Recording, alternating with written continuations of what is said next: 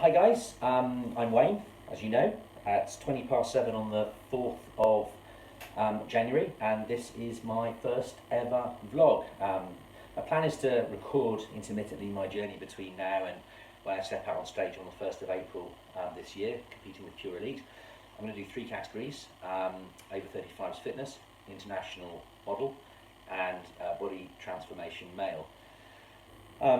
For me, this has been a 4-year journey in the making. I never really intended to step out on stage originally. It was about going from an incredibly obese, unhealthy, really unfit guy to somebody who was a bit fitter and a bit more muscular.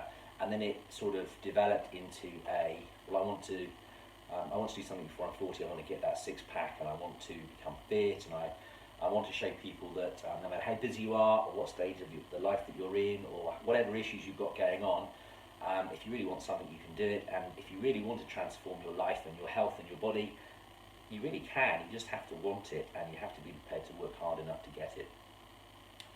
So how do I stay motivated? Well, my life is incredibly chaotic, and if you follow me on Facebook or Instagram, you'll know that there's not really very many days in my week that aren't filled with drama or chaos or unpredictability. Today being a prime example, I didn't know until last night at 4:30, 5 o'clock, that I was coming to Cambridge today. And that meant everything that I planned to do today in Exmoor, some 5 hours away, had to be changed.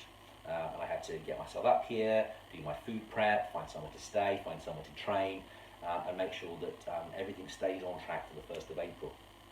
Because if the day's not a scheduled day off, I'm not having it, and if I don't have permission to deviate from my meal plan, then I won't deviate. I'm staying to it strictly. So as you've seen from some of the photographs, I'm in a great apartment where I can cook my dinner later on tonight, prepare my breakfast and my lunch for the journey home tomorrow. And I'll be training legs today, so it's a pretty tough session for me. I'm not a huge fan of training legs. Not really for any other reason than it's just difficult, and it's at the end of what's for me now is a 14.5-hour day.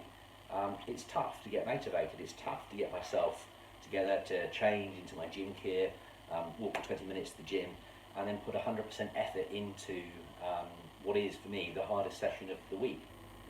I hit legs twice a week. Both sessions are incredibly hard. The one I'm doing tonight is particularly hard. But I'm motivated because I want to stand on that stage on the 1st of April and look my best. And when the judges are looking at me and comparing me to the criteria they've got in front of them, I want them to consider me a worthy contender. And to do that, it means that I've got to try and sculpt the best possible physique I can. And that means no excuses. That means that even if I'm tired, like I am today, even if I'm in a city I've never been to before, in an apartment I've never stayed at before, and I'm about to train at a gym that I've never trained at before and I don't know anybody there, it would be easy to say, it's too hard, it's too difficult, I'll stay in and watch Coronation Street tonight, I'll go to the gym in the morning. But for me, that's too easy. I don't need to train with anybody. I don't need somebody standing over me and encouraging me. I don't need to know that I've got familiar surroundings or I know where the equipment is. For me, part of the journey that I've been on is about self-discovery, and really that self-discovery continues wherever I am. I know when I first started, I didn't have the confidence to go to the gym because I thought everybody was looking at me and judging me and in some cases taking the piss.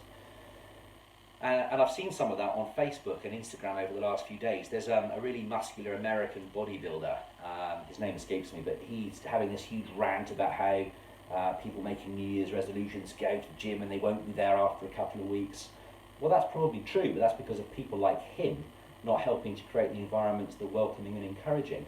And I reckon every one of us who are competing for competition should remember where we started. Unless we're the son or daughter of a bodybuilding family, let's be honest, that's not many of us.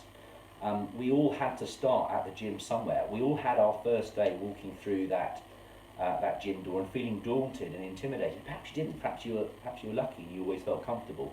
But for me, I know that I was really scared, I didn't want to do it, and for those first few times I made every excuse under the sun not to go. Until eventually I started going regularly, I enjoyed it, I liked what I was doing, and I noticed the changes in my body.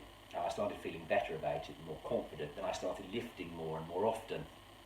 and in many ways I've got addicted to it, hence why I go 6 days a week, and I'm now training for what many people still tell me is mad, but I'm still training to step on stage on the 1st of April and look like I genuinely deserve to be there, because I think I do. I think my message really is, we're all busy. Every single one of us is busy. We've all got incredibly hectic lives. Some of us are parents, I'm not, but some of us are parents. Some of us have got really demanding, stressful jobs that are really tiring. Some of us work with really demanding people who I often refer to as oxygen thieves, because they just suck every ounce of energy from you every day. Some of us have got really long commutes to and from work.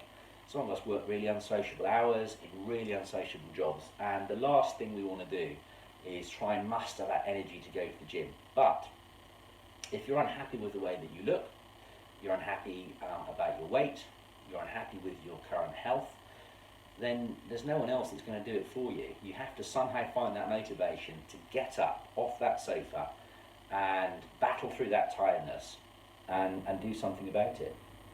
But you don't have to go to the gym on day one. You can do exercises in the comfort of your front room or your hotel suite or a local park or even work. You can do something to start getting active. You can make conscious decisions to change the way that you do things and make healthier decisions when it comes to food. The other thing that I've seen is we all seem to want an easy fix to things. I remember being massively obese, whatever it was, 24, 25 stone. And I used to look for cheap ways of losing that weight. Juice Plus was one thing that I came across, and Herbalife being another. Those things are nonsense. They don't work. Nothing can replace a sensible, balanced, good, nutritious diet and exercise. There's no miracle cure. There's no injection. It's hard work, good food, and consistency. It worked for me, and it did take time, but it took me 10 years to become fat. So why I'd expect to lose it within 10 days or 10 weeks is madness. It took me years to become obese, and it took 4 years for me to go from being obese to where I am today. And I'm by no means completed yet. I'm by no means cover model material. You won't find me on the front cover of Men's Health magazine, or possibly on the 2nd of April, who knows what condition I'll be in, but certainly at the moment you won't find me on the cover of Men's Health magazine, but I don't necessarily want to be there. I'm comfortable doing what I want to do, and I'm loving it.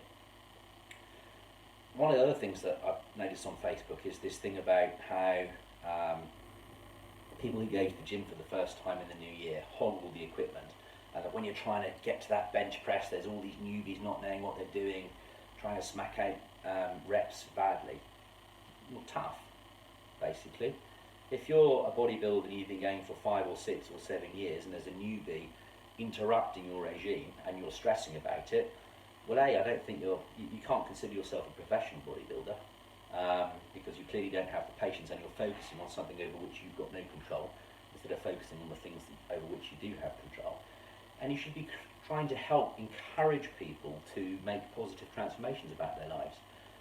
Not everybody finds sport and exercise easy, and who are you to suggest that you've got more right to be at that gym just because you've got biceps the size of tractor tyres, rather than my 89-year-old grandmother who just wants to go to the gym and walk on the treadmill? Why have you got more right? You don't. You both pay the same membership. Well, chances are actually the 89-year-old grandmother's paying membership and you're probably being sponsored, so you could argue she's got more right to be there, but that's a different story. We should be creating encouraging places, and then perhaps the significant number of people who sign up to gym memberships in the new year would stay beyond that first, second and third month. I suspect that most people don't go back to the gym because they find the gyms intimidating and too daunting, and that's because of people like me not creating environments that are supportive and encouraging. So really, I suppose my message is, to those of you wanting to do something positive and transform your lives, you've got to find the energy somewhere. Think of it this way: if your friend said to you, meet me for a drink after work, but you're incredibly busy, I bet you'd probably find the time to go and have that drink. Or if they said, what are you doing on Friday or Saturday? Do you fancy going to the cinema? Or do you fancy going shopping? I bet you probably find the time to do that. So it's about prioritising it, and if change is your priority, then you need to find a time, however little it is. It might be 30 minutes, 45 or an hour.